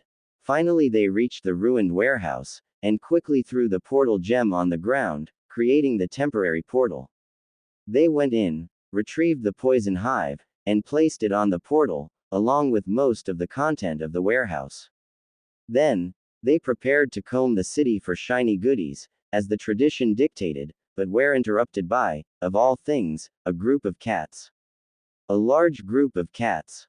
With one particularly large house cat, with mean red eyes and a strange pattern on its forehead, like a triangle in a circle. Suddenly, said, Cat, talked, and in creepy voice too. Humans, I am Jashin, and you are on my territory. Explain yourselves. Hitsumi swallowed. She really had the worst of luck. Naruto zapped back home, sighing. With Hinata away, life was boring. Hopefully the 3 recovery missions he sent would bring back good news. He made his way to his office, and there found Gnarl. So, what are the results? We are still missing a team, but all hives have been recovered along with the artifacts. We have recovered the old smelters. Giblet can build new armors with the seals already engraved in the metal. We have also recovered many scrolls on Fuinjutsu and some on positions. They have been placed in your quarters. The team sent to Kiri also confiscated some pictures of the current Mizukage, Terumi Mei. I am so selling those on the black market, they're gonna go nuts over who sold them. The Kumo team recovered several armor suits and weapons stolen during the sack. Why wasn't Kumo using them? The tower heart cut them off, so they stopped functioning. Oh, nice. But what about the lost team? Ah, yes, it is the team sent to the ruins of U. They have sent back everything they were supposed to recover, but failed to report in time. Must we send another team to recover them? Before Naruto could answer, however, bolts of red lightning began coursing on the portal, and the team began to zap back in, with much shiny goodies. The team leader arrived last, wearing a diamond necklace and various gold bracelets. She also had a quite large scroll slung across her back, scroll that she calmly removed and placed in front of her lord before happily making her way to the barracks. Naruto looked at the retreating female questionably for a moment, before placing the scroll down and unfurling it. Then his jaw dropped. However, before he could comment on what had been brought to him, the tower heart rippled to life, showing Kakashi. Naruto, we are to report to the Hokage Tower at once. A mission has come up. Naruto immediately zapped back to Konoha and followed his teacher as they raced across the rooftops, reaching the Hokage Tower in record time. As soon as they arrived, the secretary ushered them in the office, putting them face to face with the Hokage at his most serious. Kakashi, Naruto, I have received word from Team 7. Their mission went awry, and we lack the manpower to properly reinforce them at the time. I'm sending you there. You must leave as quickly as possible and make your junction with them before they embark on a boat to Wave. I cannot stress enough how celerity is of the utmost importance there. Word has been sent to Team 8 and they will join you in Wave for support. Go. Both ninja saluted and quickly stepped out of the office. Before Kakashi could shunshin back home, Naruto grasped his sleeve, bringing the attention of the veteran on him. I think now is a good time to offer you a suit of Uzumaki armor. I had one prepared for you. We just have to grab our pack, don our armors, and zap to a portal I have set up in the countryside, and we can go from there and actually be faster than just leaving through the gate. Very well, let's go. Send a clone to the Hokage to explain. I'll go grab my pack and meet you at the Konoha portal. With a nod, they parted way. Anko looked at her students calmly. Sasuke was strong, there wasn't any reason to doubt that, but his mentality was that of a potential deserter, and that pissed her off greatly. Sakura was a dominating personality trapped within the mind of a submissive fangirl. She was fighting herself, and while her social conditioning had prevailed so far, it was slowly breaking. Yakumo was a piece of living fun. She was delightfully depraved, and once she had cleared with Iruka that she could still have fun with girls, and a couple of their friends, Anko had been able to properly educate the girl in the arts of the bed. But that doesn't mean that sweet little Yaku-chan was weak, far from that. In fact, she had found in the girl a wonderful partner in crime, using and abusing her capacities to visit untold horrors upon Sasuke, to their shared delight. With a sigh, Anko returned to watching over the surroundings, hoping the reinforcements she had asked for would arrive quickly. Suddenly, she heard movement behind her. Turning to face the potential threat, she signaled for her team to form a defensive perimeter around the client while keeping her senses open to detect any hidden threat. What she saw was her favorite porn reader and his student, in full battle gear. Interestingly, Kakashi wore an Ashigaru armor lacquered in gray, with traditional stylized designs of dogs painted on it. "You're our reinforcements?" she asked. "We are," answered Kakashi in a drawl. "Prove it. How is Iruka-sensei? Are his hips holding up?" asked the overlord, his distorted voice thick with amusement. "Why, he's doing quite good, Blondie," Anko answered with a cheeky smile. "Gotta thank ya for setting us up like that. I aim to please," answered Naruto, his smirk almost audible. "Gentlemen and gentle psychos, we need to proceed, so please," interrupted Kakashi. "What is the status of the mission?" Drunky over there forgot to mention his sworn enemy had the money to buy missing nins, and the big guns. According to the two we met earlier, it's Momochi Zabuza that's gonna give us a welcome hug when we reach Wave. Wonderful. That man destroyed a convoy of Ika Ika earlier in his carrier, he must die. calmly explained Kakashi while sharpening a tanto he had pulled out of nowhere. He did what? Roared an enraged Yakumo. How dare he? How dare he harm the sanctity of Ika Ika? I will submit him to the worst genjutsu I can pull off, roast his balls, shove them down his throat before pulling out each of his teeth with a sewing needle and stabbing them all in his. Everyone looked at Yakumo for a moment, Sakura looking surprisingly less disturbed than what was expected, before Kakashi pointed the young girl. I like that girl. She knows what is good and holy in this world. Naruto stepped up to her and extended a hand of friendship. My fellow Ika Ika worshipper, please allow me to assist you in your quest to vanquish the miscreant that defiled the sacred wagon of the holy book. With pleasure, friend, we shall shower our wrath upon the heretic and purge his soul by the holy fire of revenge. And hopefully, consecrate Wave Country with a few dozen reenactment of Ika Ika scenes. She said passionately, her voice turning into a seductive purr at the end. It would be with pleasure, but I cannot take you up on your offer yet. My fiancée would take it badly if I kept her out of such an occasion. She would be most honored and enthused at the idea of participating in the consecration of this profane land.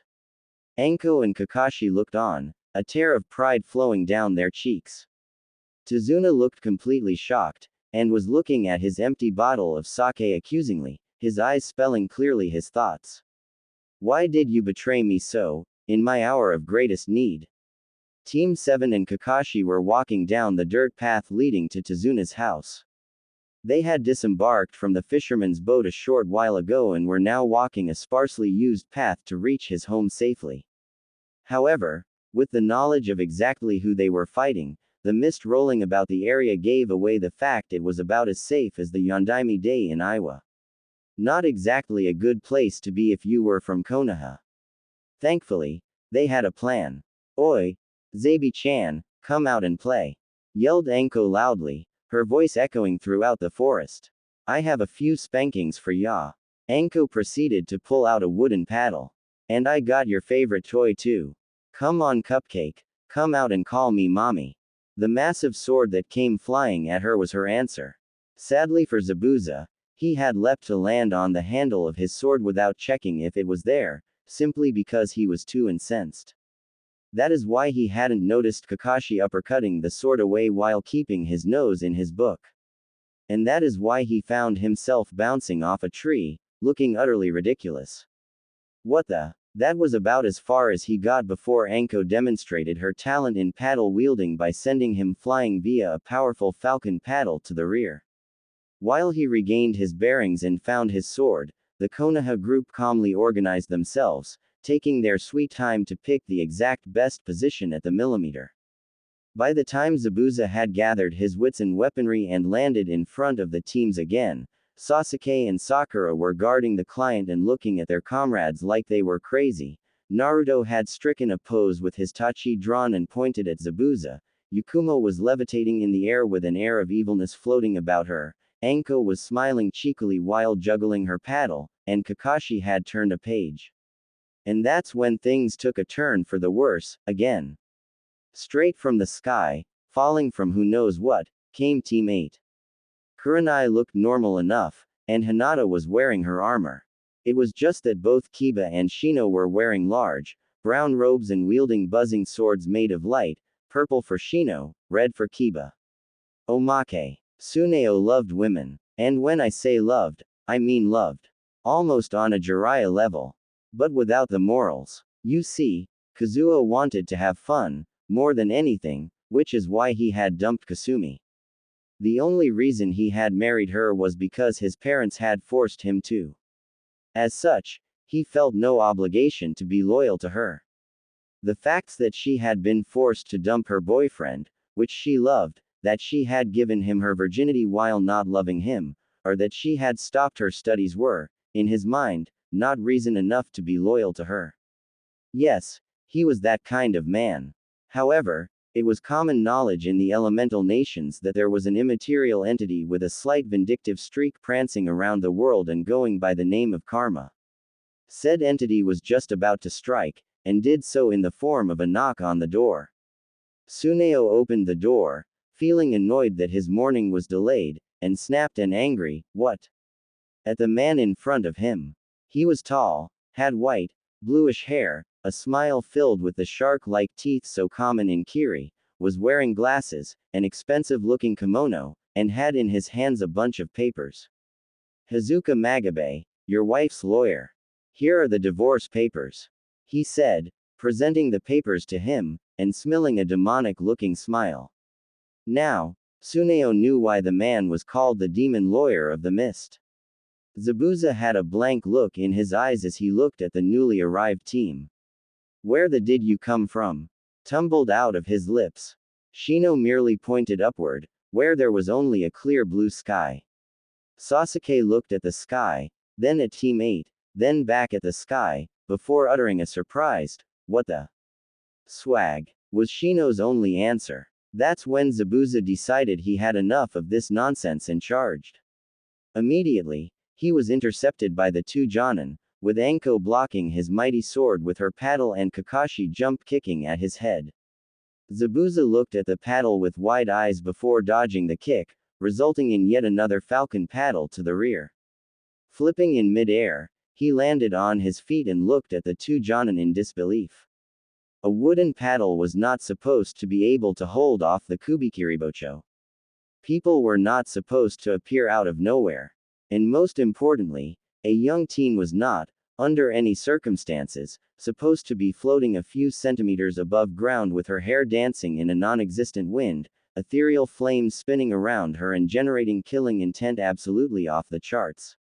He knew that Konoha had a reputation for producing insane and powerful ninja, but that was seriously pushing it. At least they respected the laws of physics before. Anko smirked idly, twirling her wooden paddle in her hand and pointing it at Zabuza menacingly. "Show me your moves, Cupcake," she yelled with a taunting smile.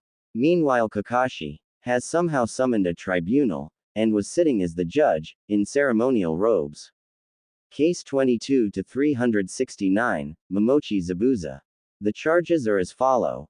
Attack on Ika transporting device, destruction of said device, destruction of the holy Ika it contained, slaughter of Ika spreading personnel, blasphemy, and blatant lack of eyebrows.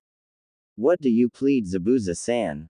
Wh. Are you talking about that book wagon I destroyed a few years back? He asked in astonishment. Could the day really get weirder? Guilty it is. Very well, the court condemn you too. Wait a moment please. Let it be known that karma wasn't the only immaterial entity prancing around the elemental nations, there was also its cousin, Murphy. Murphy was one mischievous fellow, always answering when called. Sadly, he considered he was called when someone said that a situation couldn't get worse or something like that, and Zabuza's question was an invitation in its incorporeal eyes, so. Kakashi blinked while looking at the ghostly entity standing before him. The only ones that didn't seem troubled were Team 8. The man-ghost was tall, had a small brown beard, large brown robes incredibly similar to those worn by Shino and Kiba, and was blue-tinted and somewhat transparent. Yes sir, I am Obaswag Kenobi, and I demand that the charges of unswaginess and lack of drive be added. And I also demand to be told what Ika is because it sounds like fun. Very well. The charges of unswaginess and lack of drive are added to the case. In light of it all, the court condemns Momochi Zabuza to death with ridiculously high prejudice. The tribunal disappeared in a puff of smoke. Kakashi made a clone that began to explain to Obaswag the glory of Ika, and Zabuza was once again attacked. With a very unmanly yelp, the swordsman dived to the side as the paddle flew through the place he had been in, before ducking again as the wooden tool came back, once again giving a large finger to the laws of physics. Kakashi used this distraction to close in and engage Zabuza in close combat with his abnormally sharp tanto, while Yakumo summoned an army of sentient and carnivorous Ika to bestow holy retribution upon the unbeliever. Hinata, who had gathered that Zabuza had destroyed a cart of Ika, decided that now was a good time to let her bow sing a song of fury and blood, and thus let loose a flurry of arrows that all came dangerously close to piercing one of Zabuza's tenketsu while presenting absolutely no danger to Kakashi. Hard-pressed as he was, Zabuza was forced to scramble away and summon a bunch of water clones to fend off Yakumo's ferocious books. That's when he heard the horn. A piece of the ground suddenly upturned, revealing a brownish light coming from it, and from the inside of this unexpected pit, a horde of small, brown creatures crawled, babbling and giggling, laughing and screaming, dressed in rabbit pelts and wolf fur, white hair and kitchen pots. They hardly looked fearsome, but they were many. Easily above 200, most of them only equipped with clubs. Naruto lowered his fist, and with a cry, charged along with his minions. Zabuza, trapped in all this chaos, felt true fear for the first time in years. He had only faced a few Konoha ninja, and most of them were the rank and file, sane type. These guys were obviously insane, and at a whole different level. For Kami's sake, the laws of physics were a joke to them. Since when could wooden paddles catch fire only when delivering a hit? Wait, what? Gah! Thunk! Once again, Anko's ferocious falcon paddle sent Zabuza flying away and into a tree. As he climbed back to his feet, he was horrified to see that he was surrounded. Kakashi was in front of him, the paddle user just behind him, apparently charging an attack. The horde of brown imps were on his right with the armored kid at their head. The carnivorous porn books were on his left with the creepy girl leading them. The third Jonin was behind him with her two sword-wielding students, and the archer was aiming at his privates from a tree behind the imps. He was so screwed. I guess we can't talk about it. His answer came in the form of a viciously smirking Anko. Falcon style. Paddle fury. A combo counter appeared in the right corner of the screen and the background turned dark as Anko flashed behind Zabuza, leaving a trail of fire in her wake, and slamming her paddle with devastating force on Zabuza's butt cheeks once for each, before spinning on her heels, and dealing 4 more hits with her paddle, bringing the counter at 6. Spreading slightly her feet for a better balance, Anko spanned the paddle around her fingers using her chakra, hitting Zabuza's rear at high speed and bringing the combo at no less than 58. Under the strain of the assault, Zabuza flew into the air, his face an expression of unfathomable pain, but Anko wasn't finished. Jumping after her victim, Anko gathered energy in her paddle, leaving a trail of fire in its wake, and creating a small star on it. Just as she was beneath Zabuza, she lunged. As the paddle was about to make contact with Zabuza's abused behind, time slowed to a crawl as the star compressed slowly, before exploding violently. Falcon style. Nova paddle. With much smoke and over-the-top pyrotechnics, Zabuza disappeared into the sky, leaving only a pinging star in the blue sky and a cry of, Zabuza's blasting off again. Anko fell down to her feet, juggling her paddle tauntingly while the victory music played. Sasuke, Sakura and Tazuna could only look in bewilderment, their jaws getting to know the ground. Well, that went well, said Kakashi lightly with an eye smile, Anko nodding in agreement. Shino, with an artistic twirl of his sword, retracted the blade and put the handle to his waist, calmly making his way to his ghostly sensei, who was currently eating ghostly popcorn. Was my performance to your satisfaction, sensei? Well, you didn't do much, but you did it with style, so yeah. But I think you'll have to work a bit more with your Padawan, he still has a shaky grip on the swag. And indeed, Kiba's twirl was far less gracious and beautiful than Shino's. The young Aburame nodded, there would be much work. However, Hinata noticed a little something. Wait, I thought the junk food summoning contract was a Hyuga property. Oh, that. Yeah, I gave the contract to the Hyuga, no reason to let it spoil away while I was dead. Oh, that explains a lot, said Hinata in understanding, just before Yakumo appeared in front of her with a big, eager smile. It's you, isn't it? You're the one that brought the book to me, she said with a very happy smile. Hinata blinked before an expression of realization appeared on her face. You're the girl the Kurama trapped in that room. Yes, it was me. I can't imagine a fate worse than being trapped in a room with nothing good to re-HMMPH. Hinata's compassionate speech was interrupted by Yakumo kissing her senseless, causing Naruto a nosebleed, especially since Hinata began kissing back after sending a glance his way. Oh, he loved his life. When the two girls finally separated for air, Yakumo had a shit-eating grin. Oh, the Ika Ika reenactment will be so fun. Ika Ika reenactment, said Hinata, perking up. She turned to Naruto. Were you aware of that, Naru-kun? Wait, you're Naruto's fiancé? Asked Yakumo as her grin threatened to split her face. Even better. We can start soon. He said we could once you arrived. Hinata sent an appreciative smile to her fiancé as he removed his mempo. Said blonde had the smile of the century on his face. I'm a lucky bastard, he said happily. Then, both he and Hinata used the outfit switching scroll and changed into their kimono. As soon as the smoke had dispersed, Yakumo began to shamelessly ogle the couple. Alright, keep your pants on, lover girl, we need to get the client home, said Anko. However, you're free to jump them once we're on safe grounds.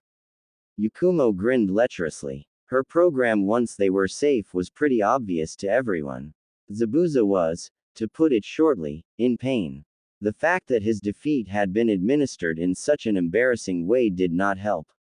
I mean, he had been spanked into submission, and thrown through the airs. And finally, he had crashed face first in the forest, making a crater and placing him in a quite undignified position with his flaming behind up in the air. Thankfully, his tool, slave, and officially adopted daughter found that now was a good moment to deliver a cool wind to his abused buttocks, numbing the pain. Kami be thanked for Hyoten. As she helped him stand and tied something around his waist to avoid further humiliation through exposure of his cherry red rear end, Haku tried to rein in her shock. Zabuza-sama, how could they have beaten you so easily? She asked in fear. Simple, Haku, they are how the elite kind of ninja Konoha can produce. The elite kind? Yeah, the ones so insane that even nature gives up on containing. He looked at his daughter and saw her blinking owlishly at him, quite visibly not understanding what he meant while she helped him to limp to their hideout. Remember that saying, there are things that everyone knows are impossible to do, then someone comes that doesn't know and do the thing. Well, these guys know it's impossible and do it anyway. The reason why Konoha is so strong and has won every single war it has been in is because reality has a very loose grip on their top shinobi. Don't you mean their top shinobi have? No, and that's the problem. And it was like that since the start.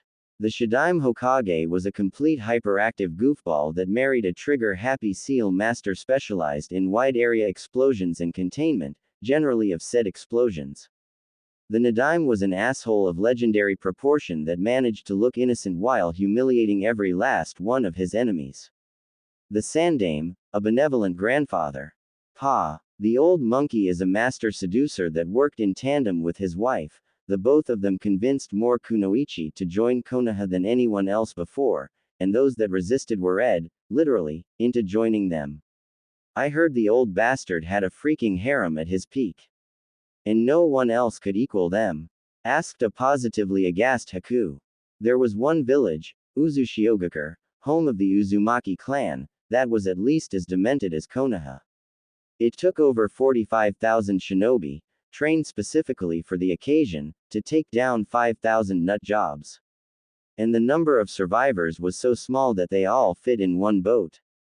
On that day, no less than 12 hidden villages died, and only one of them was the target. But the worst was to come. You see, before dying, the Uzumaki managed to ferry one of their own to Konoha. Just thinking about her gives me the creeps, whimpered Zabuza in anguish. Haku looked at her master in abject shock and horror. How could it be? How could the fearless demon of the bloody mist be so afraid? Uzumaki Kushina, the burning demon, the grinning reaper, the crimson death, the fury of whirlpool, the burning legion. So many nicknames, for one entity of evil and madness. She stopped a fireball the size of a house simply by refusing to be burned once. I heard she once glared a Raiden jutsu into fizzling out. The only one worse than her was the Yondaime Hokage. That blonde bastard had bet he could go faster than light and strived to do just that, and what's worse is that the little bastard actually did it. Oh, by the gods, I shudder to think what could have happened if those two had a kid. It would be hell on earth. But, what of the clans there? Are you kidding me? The clans produce the vast majority of their insane ninja. The Hyuga are a bunch of perverts with the biggest collection of fetishes ever. The Inuzuka are basically dogs in human skin that live for the thrill of life or death situations, and the Aburame are a walking nightmare with sadistic tendencies that they satisfy by sicking their hives upon their enemies, preferably when they don't see it coming. The Nara may seem lazy, but they are evil masterminds and no one really knows what they are planning. Their Yamanaka allies are mind controllers, and that's evil enough, and the Akamichi are sadists that enjoy destroying other people's homes and hide it behind false jolliness. The Uchiha were among the biggest pyromaniacs ever. The Senju are completely over the top in nearly everything they do, and the Kurama enjoy nothing more than mind-raping unsuspecting victims. And then there's the Sarutobi. Oh dear God, the Sarutobi, they are downright evil. If you knew all they have their monkey summons do. And then there's also the Yuhi in there. And so, Zabuza listed the various clans of Konoha, big and small, to Haku and their mental disorders, leaving the young girl suitably impressed and terrified once they reached their hideout. Just when she was about to leave Zabuza's room to let him rest, however, she couldn't help but ask a question. Zabuza-sama, what was the particularity of the Uzumaki clan? Beyond freakishly red hair, they had ungodly stamina, fought in old samurai armor, and had little like slaves. Oh gods no. She had a kid. Mother Amaterasu save us. We're all gonna die. AAAAACHOW. Naruto-kun, are you okay? Asked Hinata worriedly. Yeah, no worry, someone must be talking about how awesome I am. He dismissed. Now, what scenes exactly are we going to reenact? Why not the part of Ika Ika recovery where Misao and Suki come to comfort Tenzo after that fight with Roku? Offered Yakumo. Oh, good one, exclaimed Hinata. I'll be Suki. Then we could act that moment of Ika Ika soft hands where Goku makes love to Yukiya and Asuka. I'd love to be Asuka. Sounds good to me. Smile Yakumo. Your thoughts Naru-kun. I like both of those scenes, so sure. But why not add the part of Ika Ika Thunderstorm where Tasuki and Miko give a show to Muta? Oh yeah, that's good. Happily gushed Yakumo. Kakashi and Anko looked at their charges, a single tear of pride flowing down each of their cheeks. Once they were situated at Chizuna's house, Naruto was dragged by Hinata and Yakumo upstairs for some important religious ritual, understand reenactment of some of the most depraved parts of Ika Ika. Sasuke began brooding like always. Sakura sat in a corner to reflect on her strange variation of feelings about Sasuke and newly discovered thirst for blood. Yakumo's psychotic threat about Zabuza had been strangely stimulating. Kurenai returned to sorting out the various shiny goodies her team had mercilessly looted from the old temple. Kakashi read a few more pages of porn. Anko went scouting for a beach appropriate enough for sunbathing, and Shino and Kiba sat in front of Obaswag Kenobi, who put down the borrowed Ika Ika he was reading and enjoying, to attend to his students. Very well, young ones. You are both far from completing your formation, mainly because you need to get laid first. A lot. But we can still train you for what is to come. First, you obviously need to meditate on your swag Kiba. Your grasp on it is shaky at best, and if we want the swag master order to rise again, 2 masters will go a long way. You Shino, must work on being more important. Don't fear extravagance, it is the mark of a real master. And honestly, sanity is overrated. I shall do as you ask, Master Kenobi. Why? Because that's why. Said Shino with a smirk, causing Obaswag to nod approvingly before turning to Kiba. So, basically, to be a good swag master, you gotta stop containing yourself. He asked tentatively, causing Obaswag's smirk to turn into a smile. That is correct. Kiba relaxed, and smirked. Should have realized that sooner. Gonna train with my swag saber. And with that Kiba went into the wood, pulling his saber from his belt, activating it and throwing it in the air in one movement before catching it, all that without looking. Naruto, from his spot on the bed, did his very best to avoid blinking, because losing even a fraction of second of what was happening before him would be a crime. Miss Chan demurely moaned.